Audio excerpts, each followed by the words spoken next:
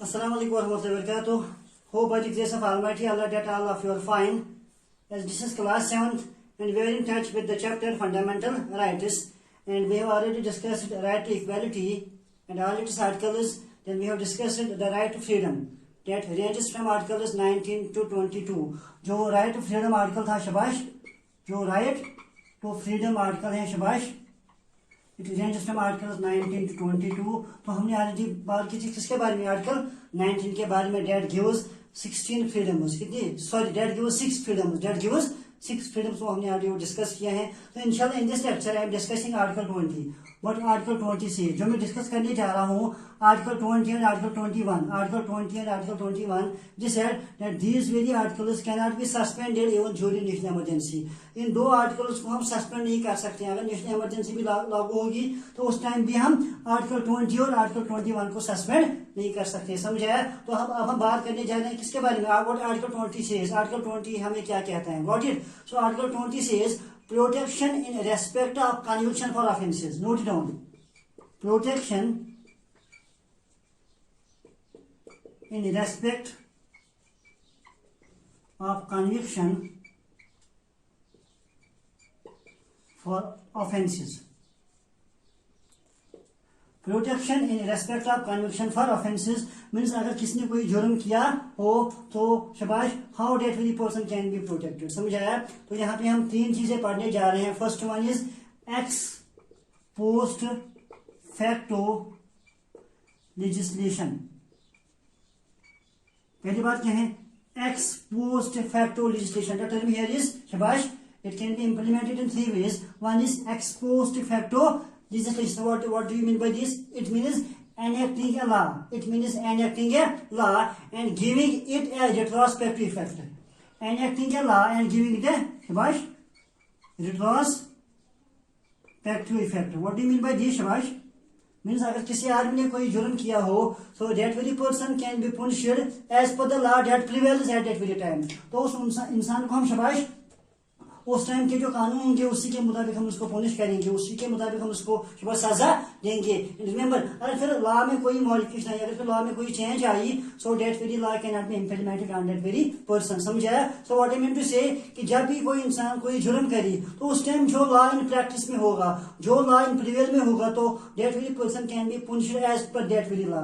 तो अगर फिर उस लॉ में कोई चेंज आई, समझा, अगर उस लॉ में कोई अमेंडमेंट हो गई, सो रिमेंबर वो इस पे नहीं चलता है. समझा? तो उसको बोलते हैं ex post facto legislation. Means कि जब भी कोई इंसान कोई भी जुर्म करे, so punish that very person as per the law that prevails at that very time and not as per the law that got modified. अगर कोई लॉ मॉडिफाई हुआ, कोई चेंज हुआ है, तो उस बंदे को शाबाश उसका इफेक्ट नहीं पड़ेगा. समझाया? उसको बोलते हैं रिट्रोस्पेक्टिव इफेक्ट. समझाया?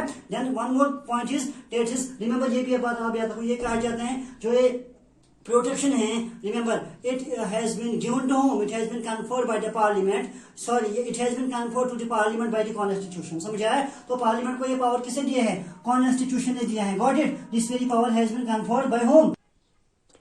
By the constitution. Got it? So remember this is the very first point, it is ex post facto legislation. और second point जो इसमें आता है as far as protection in respect of conviction for offences is concerned, that is double jeopardy. Remember the second term here is double jeopardy. तो मैंने आपको शायद अभी एक बात बोली थी, जो ये एक्स पोस्ट फैक्टो लेजिस्लेशन है शबाश, this power has been conferred शबाश to the parliament by the constitution. और रिमेंबर आपको जो एक्स पोस्ट फैक्टो लेजिस्लेशन है डबल जियोपार्डी को पढ़ने से पहले ये आपको याद रखना है, जो एक्स पोस्ट फैक्टो लेजिस्लेशन है this is applicable only for civil legislations. ये कहाँ पे चलेगा? Only for civil legislation. जैसे अगर हमें आपस में कोई मामला हो तो ये वहां पे एप्लीकेबल हो सकता है. समझाया? And this is not applicable for criminal legislations. समझाया? शबाश. This is not applicable for criminal legislation because that cannot be given the retrospective effect. उसको हम शबाश कोई प्रीवियस इफेक्ट नहीं दे सकते हैं. समझाया? सो सेकंड पॉइंट जो आपको यहाँ पे याद रखना है as per as article 20 is concerned, that is double jeopardy, जो इसी में आता है double jeopardy.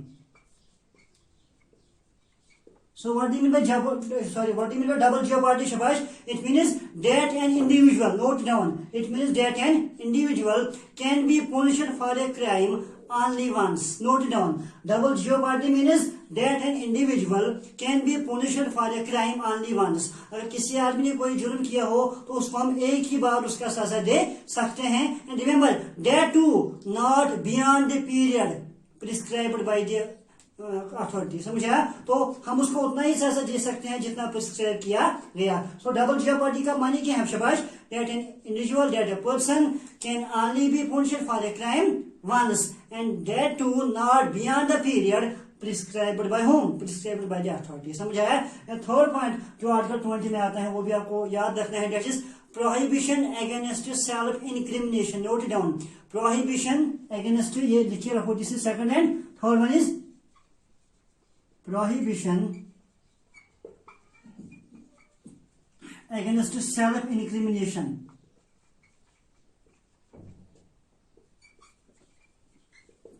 That is prohibition. The word here is self incrimination. What do you mean by this? Prohibition against self incrimination means that a person accused of any offense. Remember, अगर किसी ने मान लो कि किसी ने कोई गलती की हो, a person accused of any offense shall not be compelled to be a witness himself. हम उसको मजबूर नहीं करेंगे कि वो अपने आप का खुद गवाह रहे. उसको बोलते हैं self incrimination. That a person who has committed a crime, शाबाश, he shall not be forced, he shall not be compelled to be a witness himself. जैसे उसको बोलते हैं prohibition against self incrimination. Got it? So this is article 20. I already told you that article 20 as well as article 21, these articles cannot be suspended even during national emergency. समझा है? तो अब हमें देखना है कि आर्टिकल 21 हमें क्या कहता है. What article 21 of Indian Constitution says. समझा है? शाबाश. So what article 21 says now, शाबाश? जो आर्टिकल 21 है, what it says, protection of life and personal liberty. Article 21 says, शाबाश, protection of life and personal liberty. That is protection of life and personal liberty. What do you mean by this? No person, remember, no person shall be deprived of his life or personal liberty except according to procedure established by law. So remember, protection of life and personal liberty means किसी इंसान को हम शाबाश अपने right से deprive नहीं करेंगे. What do you mean by this? No person shall be deprived of his life or personal liberty except, remember, except according to procedure शाबाश established by whom? Established by law. समझा है? जैसे अगर आपने कभी सुना होगा right to live with human dignity. Right to live with, it was in most probably in money का केस 1978. तो सुप्रीम कोर्ट इसमें क्या क्या मेंशन किया है 1978 में? Right to live with human dignity. It means protection of life and personal liberty. Right to live with human dignity, right to privacy, right against bonded labor. तो 1978 में बहुत ज्यादा right to health, right to livelihood, बहुत ज्यादा मतलब चीजें इसमें implement की है. किसने? सुप्रीम कोर्ट ने 1978. समझा? क्या क्या इसमें आता है? Right to live with human dignity, right to privacy, right against जैसे bonded labour, right to health. समझा? Right to livelihood and all that. समझा है? So this is article 20. और आपको एक इंपॉर्टेंट बात याद रखिए. It is said that the 86th constitutional amendment act, 86 शाबाश, constitutional amendment act, 86th Constitutional Amendment Act 2002 में क्या हुआ है? The 86th Constitutional Amendment Act 2002, it is said that this very Amendment Act has inserted in the Constitution a new article, that was 21A. Note it down. Remember, 86th Constitutional Amendment Act 2002, इसने एक नया article Indian constitution में insert किया है. That was article 21A. And what this article 21A says, it states that the state shall provide free and compulsory education. That the state shall provide free and compulsory education to all children of the age group of 6 to 14 years.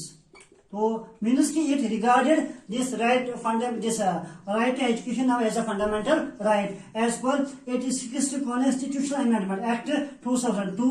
So this very act has inserted a new article in the Constitution, that was 21A.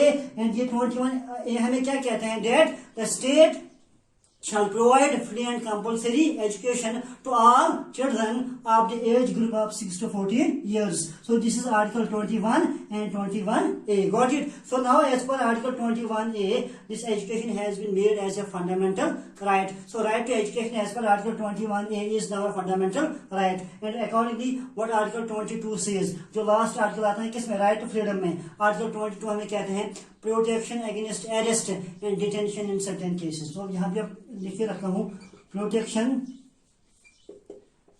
against arrest and